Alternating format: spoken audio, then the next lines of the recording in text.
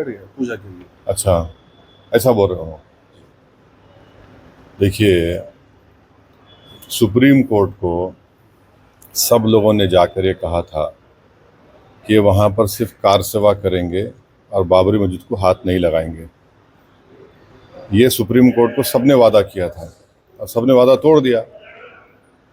तो अब ये और सुप्रीम कोर्ट अभी भी वो कंटेम्प्ट पिटिशन को हियर नहीं किया है, अभी भी वो है वहाँ पर।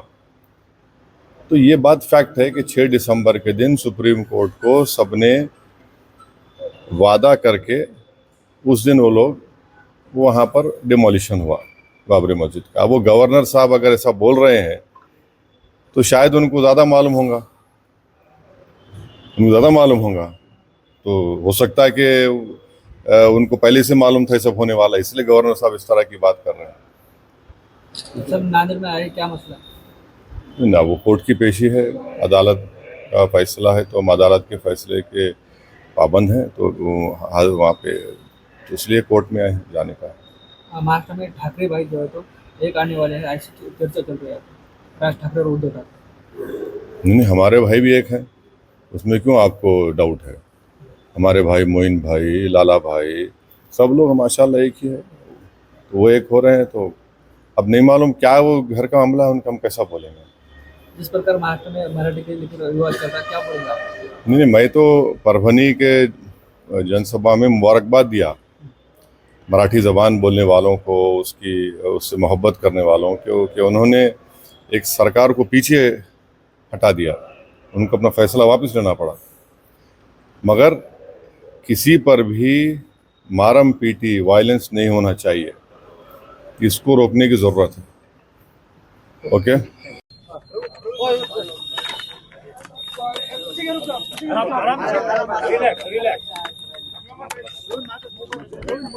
सर, आज के केस के बारे में आपके खिलाफ चार्ज फ्रेम हुए हैं, क्या कहना है आपका? जितने एक्यूज थे हम सब ने उसको चार्जेस को डिनाई किया। अब कोर्ट चलेगा। लेकिन आपको एक जो ये चीज, आप बैरिस्टर है, को जस्टिस डिनेड जस्टिस दिलाई, इतने साल के बाद ये मुकदमा चल रहा है, कहीं भारतीय अदालतों को इस चीज को बदलना पड़ेगा? हमारा केस चल रहा है, चलने दो ना, आप उसमें क्यों? बोलिए दूसरा सर, केस। नीतीश रानी जी ने हिंदी मराठी जबान के ऊपर विवाद चल रहा है, इस बारे में क्या बोलेंगे? वो अभी एक नया बयान दिए हैं कि नमाज भी जो है हिंदी मराठी में अदा की जाए, अजान भी। उनके अगर पुराने ट्वीट आप निकाल के देखेंगे तो तबलीगी जमात के इज्तिमा जो हो रहे थे उसका वेलकम कर रहे थे वो, तो उनका निकाल के देखो आप, ऐसा है। और कुछ इसके अलावा संजय केरड़कर ने एक हाँ? बयान, संजय केरड़कर ने बयान दिए हैं आज, खुल्लाबाद का जो नाम है रत्नापुर रखना चाहिए, ऐसा कहा है।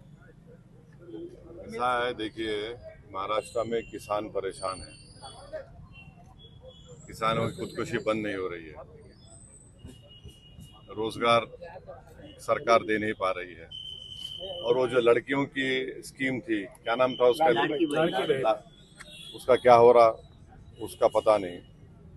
कुरैश बरादरी के लोग स्ट्राइक पर है क्योंकि गौरक्षक उन पे जुल्म कर रहे हैं और उनकी गाड़ियों को कॉन्फिस्केट किया जा रहा है, उनका लाइसेंस नहीं दिया जा रहा है, स्लॉटर हाउस नहीं खोला जा रहा है। इतना पब्लिक के इशूज हैं, उस पर बात ही नहीं कर रहे। तो ये जो जिम्मेदारियां उनकी है गवर्नेंस से, उससे बचने के लिए ये सब डाइवर्जनरी टैक्टिक्स है। नाम बदलने से क्या लोग भूल जाएंगे क्या? कश्मीर के गवर्नर ने बोला है कि सुरक्षा में चूक हुई थी पहलगाम मामले में, उन्होंने जिम्मेदारी स्वीकारी है। जिम्मेदारी स्वीकारी है तो उनको अपना इस्तीफा देना चाहिए। भाई 26 हमारे भारत के नागरिक को मजहब उनका पूछकर, क्योंकि उनका ताल्लुक हिंदू धर्म से था, उनको सर पे गोली मारी गई उनके परिवार के सामने। तो अगर उनको इतनी तकलीफ है गवर्नर साहब को, तो वो अपना रिजाइन करे ना। और हम मोदी सरकार से पूछना चाहेंगे कि पहलगाम का जिम्मेदार कौन है, इसका अकाउंटेबिलिटी किस पर आती है? कैसा वो आतंकवादी वहां पर गए उस मेडोज में, और जाकर वहां पर कोई पुलिस की सुरक्षा नहीं। तो ये सब सवालात हैं जो हम आने वाले पार्लियामेंट सेशन में सरकार से पूछेंगे। मगर जहां तक गवर्नर साहब ने जो बात कही है, तो उनको रिजाइन करना चाहिए। भाई 26 लोगों का धर्म पूछकर गोली मारी गई और आप सिर्फ अल्फाज से बोल रहे हैं मैं जिम्मेदार हूं। तो अंग्रेजी में कहावत है talk is cheap, you walk the talk. आप जो बोल रहे करो फिर। अब उनका टेन्योर खत्म हो गया, उनको अभी एक्सटेंशन मिलेगा नहीं मालूम, मगर आप अब बोल रहे हैं। भाई आप बताइए, अगर यहाँ पर मैं कोर्ट को आया ना, आपको खबर लग गई, वो पहलगाम में नीचे से ऊपर जाना पड़ता, 45 मिनट लगते घोड़ों पर, खच्चर पर। एडमिनिस्ट्रेशन को नहीं मालूम होता है कितने लोग जा रहे आ रहे कितने दिन से। तो ये बराबर फेलियर हुआ है, सिक्योरिटी का फेलियर है। जो 26 हमारे हिंदू भाइयों को मारा गया वो सिक्योरिटी फेलियर है, इसका जवाब देना चाहिए सरकार को। अभी अमरनाथ यात्रा चल रही है, उसमें एक भी हादसा अभी तक नहीं हुआ है। अच्छी बात है ना, क्यों हादसा होना, खुदा ना खास्ता।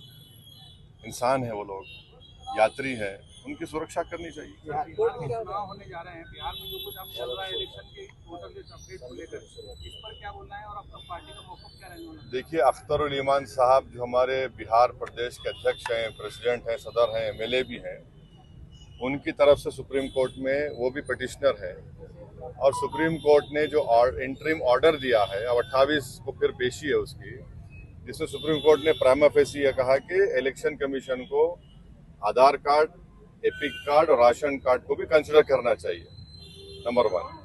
दूसरी बात जो आप लोगों को समझना चाहिए, 2019 में पार्लियामेंट में भारत सरकार ने इलेक्शन कमीशन तरफ से जो जवाब दिया उसमें कहा कि 2016, 2017, 2018 की वोटर लिस्ट में किसी भी फॉरेन नेशनल का नाम नहीं आया, सिवाय तेलंगाना में 1, वेस्ट बंगाल में 1 और एक प्रदेश में 1 आया, 3 लोगों का।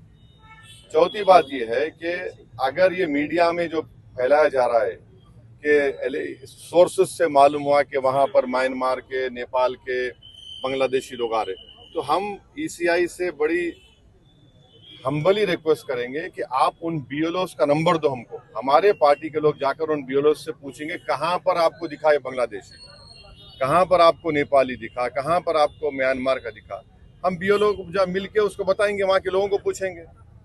और आखिरी बात यह है कि बिहार में खास तौर से सीमांचल का जो इलाका है, वहां पे जितने नौजवान हैं, मिसाल के तौर पर उसके 60-70% नौजवान या तो मुंबई में है, हैदराबाद में है, दिल्ली में है, या पंजाब के खेतों में काम कर रहे, या केरल के खेतों में काम कर रहे, है ही नहीं वहां पर। कैसा होगा उनका? और फिर इलेक्शन कमीशन ने बोला कि 2003 की वोटर लिस्ट पे जिसका नाम आ गया उनका नाम नहीं आएगा, उनका नाम नहीं आएगा। चलिए, ये बात समझ में आ गई। मगर ये बताइए कि जिसका नाम नहीं आया उसको बोल रहे बर्थ सर्टिफिकेट। तो बिहार सरकार का जो रजिस्ट्रेशन ऑफ बर्थ सर्टिफिकेट है 2004 का, 2005 का, एक 13% 2004 का, 2005 का 16%, 16% कहाँ से लाएंगे बर्थ सर्टिफिकेट? फिर बोले 10th का सर्टिफिकेट लगाओ। कितने लोग 10th पास करते भाई बिहार में? कितने लोगों के पास पासपोर्ट है? तो ये प्रैक्टिकल डिफिकल्ट हम SIR कराइए, आप उसका टाइम दीजिए। ये जो 1 महीने में आप करना चाह रहे हैं ना कि 25 जुलाई तक जिसका नाम आ गया, जो दे दिया फॉर्म, और जो डॉक्यूमेंट नहीं है, डॉक्यूमेंट बहुत कहाँ से लाएंगे इतनी जल्दी लोग? इसके पीछे हार का डर तो शामिल नहीं है? अगर सवाल हार जीत का नहीं है, सवाल ये है कि वोट डालेंगे तो कोई हारेगा, कोई जीतेगा ना। वोटर लिस्ट में नाम नहीं आया तो कौन जीतेगा, उसको अलग बात है। फिलहाल महाराष्ट्र तो इसलिए अब प्रॉब्लम ये है कि अब मालूम ही हो रहा है कि पूरे भारत में कराया जाएगा। अभी महाराष्ट्र के असेंबली में परसों एक बहस हुई, उसमें ये बताया गया कि जो मस्जिद या मंदिरों के ऊपर साउंड सिस्टम लगी होती है, या जहाँ पे भी साउंड डेसिबिलिटी की जो लिमिट है, उसमें जब एक स्टडी के आधार पर कहा गया है कि उसमें एम्बियंस जो है वो ज्यादा आता है, इसीलिए जो मेन साउंड है उसका साउंड ज्यादा ये जो आए दिन एक समुदाय के खिलाफ बोला जाता है। नहीं, सुनो, अरे सही है, एक सवाल हो गया ना, वो एम्बियंस को खराब नहीं करता। ये कुरैश बरादरी के लोग भैंस को लेके जा रहे, भैंस प्रोहिबिटेड नहीं है, आप गौरक्षक रोक के मारते हैं, उससे एम्बियंस खराब नहीं होता। लीगली लेकर जा रहे तो बोलते नहीं मोटर व्हीकल एक्ट लगाएंगे, वो नहीं हुआ तो बोलते क्रूरल्टी ऑफ एनिमल लगाएंगे। आप इससे एम्बियंस खराब नहीं हो रहा। आपके प्रायोरिटीज गवर्नेंस के क्या है वो हमको बताओ ना। सिर्फ एक ही समुदाय को आप पीछे पड़ेंगे तो आपका वो प्रायोरिटी है क्या? विकसित भारत आप बोल रहे 2047 उससे ऐसा बनेगा विकसित भारत? ये देखना चाहिए सरकार को। अर्बन नक्सलवाद के ऊपर क्या कहना है? इलेक्शन के बारे में क्या तैयारी है मजलिस की, क्या मौकूफ है? आने वाले अपने पूरे महाराष्ट्र में लोकल बॉडीज के चुनाव होने हाँ, वाले हैं। पूरी तैयारी चल रही है। आज भी हमारी मीटिंग हुई है, फिर मैं नांदेड़ को आऊंगा, मीटिंग करेंगे। तैयारी चल रही है, वहाँ भी कर रहे हैं। वहाँ हम फारूक- अभी इस बार परमिशन लेंगे फिर रैली और सभा के लिए क्या कहा? लोकल बॉडी चुनाव में? परभनी में सभा हुई हमारी, परमिशन से हुई। आपको कैसे मालूम परमिशन नहीं लेते? आप पुलिस के आदमी है क्या? नहीं, यहाँ पे नहीं, तो आप मामला दर्ज हो गया। आप पुलिस के आदमी तो नहीं है ना। आप तो sir public safety act government ने लाई है और उसके कहा जा रहा है कि नक्सल को अर्बन नक्सल को खत्म करने के बोलना है कि लिए इसका मिसयूज हो सकता है लोगों के। अरे अगर BNSS ऑलरेडी में सब प्रोविजंस है। BNSS जब पार्लियामेंट में पास हो रहा था, मैं अपोजिशन में कोई नहीं था, मैं इम्तियाज जलील थे, हम उसके खिलाफ वोट दिए। ये PSA ला रहे आप तो BNSS जो अमित शाह लेके वो काफी नहीं है क्या? चलिए बस ओके, थैंक यू। बिरादरी का नाम बोल दिया